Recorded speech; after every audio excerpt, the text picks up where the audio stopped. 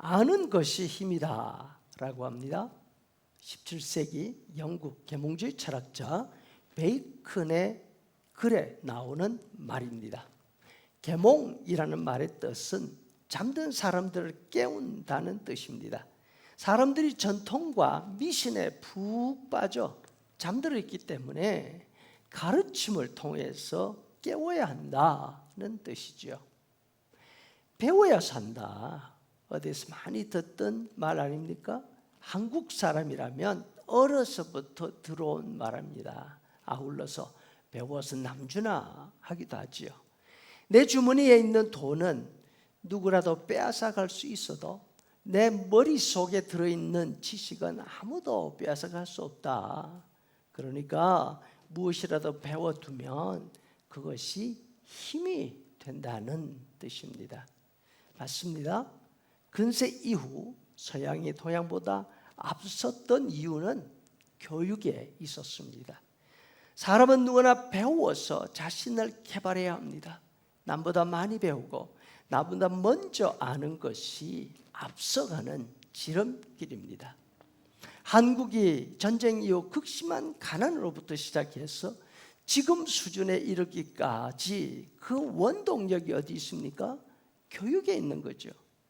아흔 노인들로부터 어린 아이에 이르기까지 읽고 쓸 줄을 모르는 사람이 없는 사회, 그것이 바로 한국이고 한국의 저력이었던 것입니다. 남보다 많이 알고 남보다 먼저 알아야 한다는 이 생각이 한국을 지금 위치까지 끌어올렸지만 놀랍게도 한국 사람들은 아는 만큼 행복하지가 않습니다. 여전히 더 많이 배우고 싶어 합니다. 여전히 지금보다 더 많이 앞서가고 싶어 합니다. 최고가 아니면 만족할 수 없는 그 마음이 이렇게 많은 것을 가졌음에도 불구하고 행복할 수 없도록 만들어 놓았습니다. 많이 배우는 것이 중요하지만 많이 배우는 것보다 더 중요한 것이 있습니다. 그것은 배운 것을 어디에 무엇을 위해 사용할 것인가 하는 점입니다. 어디에 무엇을 위해 쓸 것인가를 알지 못하고 아는 것 자체를 목표로 지식을 쌓아가면 그 사람은 그 지식을 가지고 남과 비교합니다. 그러면서 난 너보다 더 많은 것을 알고 있어, 이렇게 생각을 하지요. 자신이 가진 지식을 자랑하게 됩니다.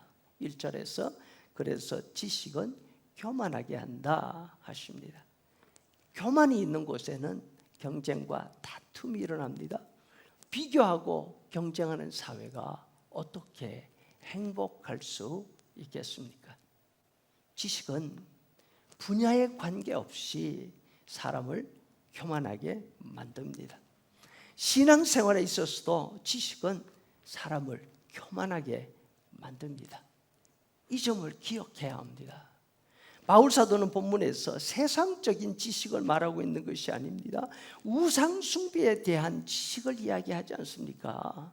우상숭배는 하나님이 가장 싫어하시는 것입니다. 우리가 아는 10계명 가운데 제1계명과 제2계명이 우상숭배에 관한 것입니다.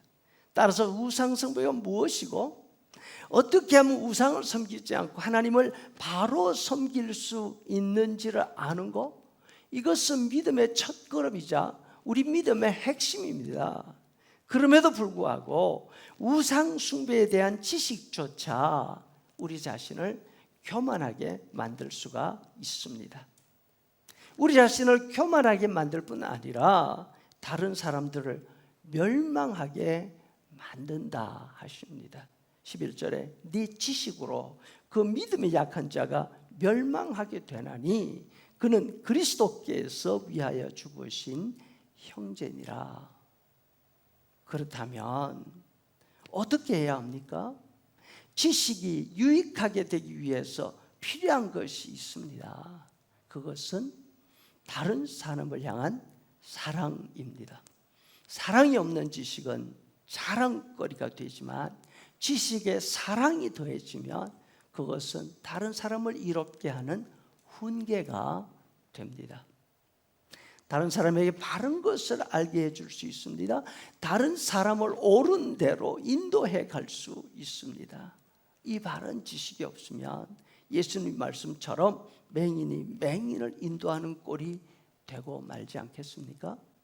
마태복음 15장 14절에 만일 맹인이 맹인을 인도하면 둘이 다 구덩이에 빠지리라. 지식이 꼭 필요합니다. 그러나 우리가 기억해야 될 것이 있습니다. 그것은 지식은 도구이라는 말입니다. 마치 칼과 같은 도구입니다. 누구의 손에 들려 있는가?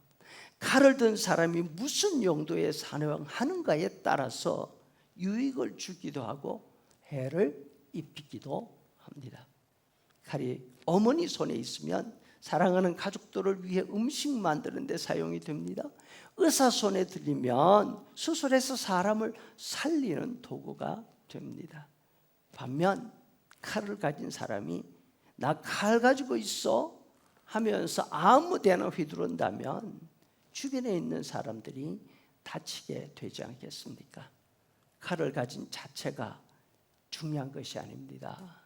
무엇을 위해서 어디에다 쓸 것인가, 이 점이 중요합니다. 그렇다면 신앙 지식은 어디에 써야 합니까? 자신의 행동을 변호하거나 지식 없는 사람들을 비판하는 도구로 사용하는 것이 아닙니다. 자신의 삶을 바로잡고 다른 사람을 바른 곳으로 인도하는 그곳에 사용해야 합니다. 아는 것을 자랑하지 아니하고 아는 것을 실천하는 우리가 되기를 바랍니다. 그래서 우리가 아는 것으로 다른 사람을 비판하지 않고 다른 사람에게 죽지 않고 사는 길을 가르쳐 줄 수 있어서 하나님께로부터 인정받는 그런 사람이 되어야 하겠습니다.